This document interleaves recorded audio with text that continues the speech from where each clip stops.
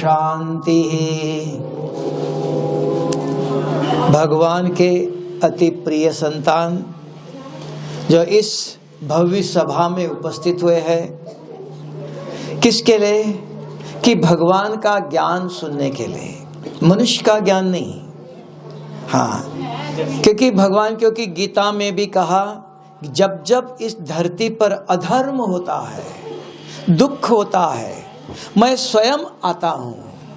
यदा यदा हि धर्मस्य ग्लानिर्भवति भारत कहते हैं। तो भारत में भगवान आते हैं। क्यों आते हैं?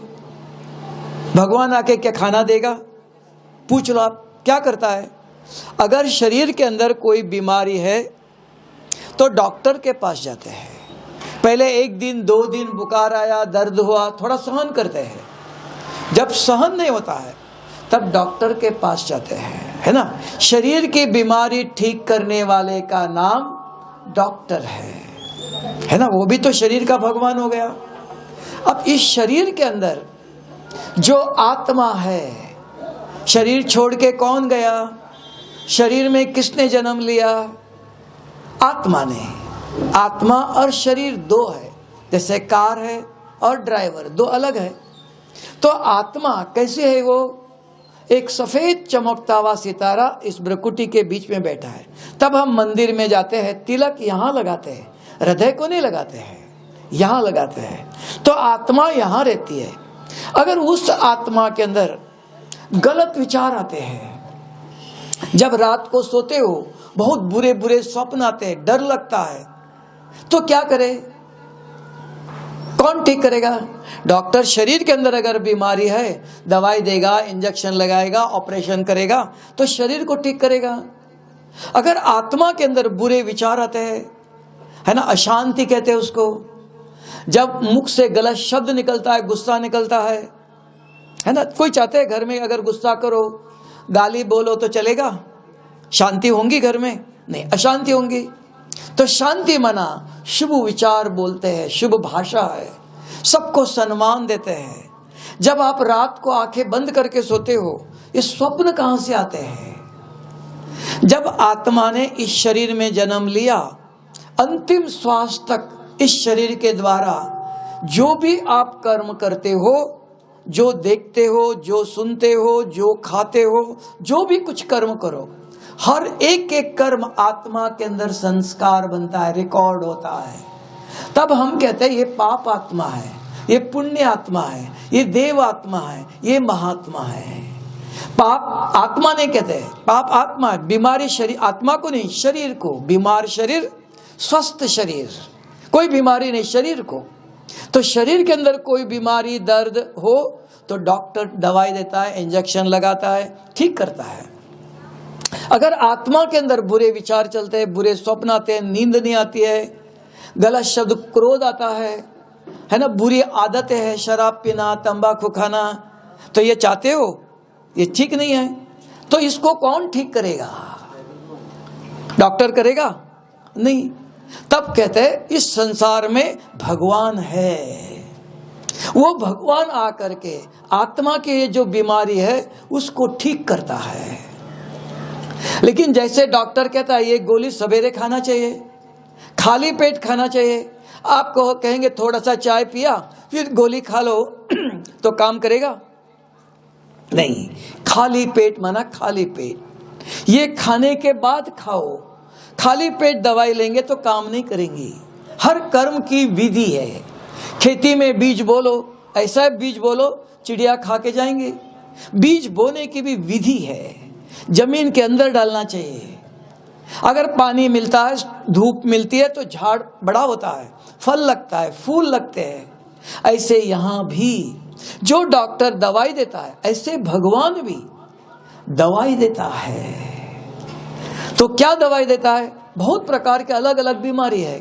किसी को मंत्र देता है, ओम नमः शिवाय को, श्री राम कहो, है ना। कोई ना कोई में सारा दिन में स्मरण स्मरण सुख पाओ, है ना। अगर घर में बैठे बैठे आपने देखा हाथ में माला होती है, माला लेके ओम नमः शिवाय करो, राम श्री राम जी श्री राम का जप करो, तो मुख में मन में अच्छे विचार चलते हैं। तो क्या होता है, मन शांत होता है। अगर वो नहीं करते हो, टीवी देखते रहो, मोबाइल देखते रहो, कहीं लड़ाई हो रहा है, कोई झगड़ा हो रहा है, वो देखो तो मन शांत रहेगा? शांति कहां से आएंगी?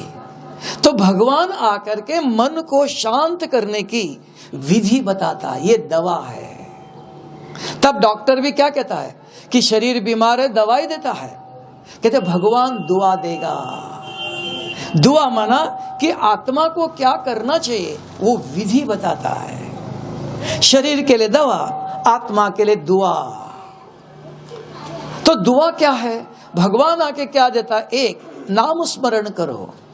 सवेरे उठते ही 15 मिनट हाथ मुंह धो लो, आराम से बैठो, मंदिर अगर मंदिर हो कहीं भी बैठो, माला ले लो और जप करो। ओम नमः शिवाय करो, ओ राम राम करो, है ना, जो भी आप चाहते हो कि मुख में, मन में कम से कम आधा घंटा 15 मिनट अच्छे विचार आ जाए। क्यों पूछेंगे आप? विचार आने से क्या होगा? जैसे सोचेंगे वैसे बनेंगे, जैसे खाएंगे वैसा शरीर बनेगा। गलत चीज खाओ, कोई सड़ी हुई चीज खा लो तो शरीर क्या होगा? बीमार होगा ना। तब डॉक्टर ने अभी कोरोना के समय पर क्या किया? बार बार हाथ धो लो। आप कहेंगे हाथ को कुछ लगा ही नहीं है, लेकिन बहुत बारीक बारीक जर्म्स है, कीटाणु है, वो हाथ को चिपकते हैं, तो वो फिर कुछ खाते हो शरीर में चला जाता है। तो ये कोरोना की बीमारी के अंदर डॉक्टर ने, गवर्नमेंट ने क्या किया? बार बार सैनिटाइज कहा, बार बार हाथ धो लो, कि सफाई चाहिए। आप भी देखो, मंदिर कहाँ रखते हो? किचड़े के डब्बे में रखते हो? नहीं, जहाँ स्वच्छता है। दिवाली पर लक्ष्मी की पूजा करते हो, स्वच्छ घर, सब सफाई करते हो। भगवान वहाँ आता है, वहाँ रहता है, उस मन में रहता है जिस मन में स्वच्छ विचार है। तब का मन जीत जगत जीत। मन अपने आप जीतता नहीं है। मन में अगर इधर बैठे बैठे देख लो आप, किसी को बच्चों की याद आती है, किसी को पति की याद आती है, किसी की जमीन की बात याद आती है, किसी ने दुख दिया वो याद आता है। देखो उन्होंने कितना गुस्सा किया, उन्होंने पैसा लिया, दिया नहीं, ये सारा विचार चलता रहता है। तो यहाँ बैठे हुए भी मन शांत नहीं, अशांति है। तो शांति कहाँ से आएगा? अगर मन के अंदर अच्छे विचार चलते हैं तो कहाँ से विचार आएंगे? कम से कम भगवान का नाम स्मरण करो, इसमें कोई तकलीफ नहीं है। पढ़े लिखे भी नहीं चाहिए, चाहे बुजुर्ग हो, कोई भी हो, और सारा दिन नहीं है।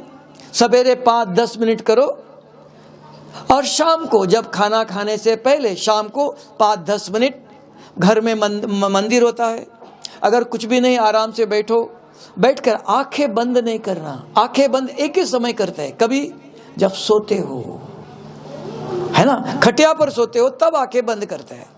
तो माला ले लो, जप करो। नहीं है कोई किताब है, हर एक धर्म अलग अलग है।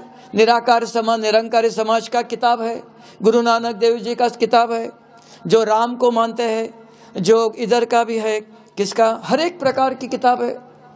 हनुमान चालीसा है, क्या नहीं है भारत के अंदर, इतनी ज्ञान है, लेकिन वो हम करते नहीं हैं। टीवी देखते रहते हैं, टीवी में लड़ाई झगड़ा, क्या आप ठीक कर सकते हो? तो मन में भी वही विचार चलते हैं। लड़ाई देखते हैं, पर घर घर में लड़ाई, महाभारत युद्ध हो गया, है ना। श्री राम तो कौन मर्यादा पुरुषोत्तम है, उसकी सीता को रावण ले जा सकता है क्या? रावण को सीता तो कोई साधारण नारी थी, मर्यादा पुरुषोत्तम श्री राम की धर्म पत्नी थी, साधारण नहीं। तो उनके पास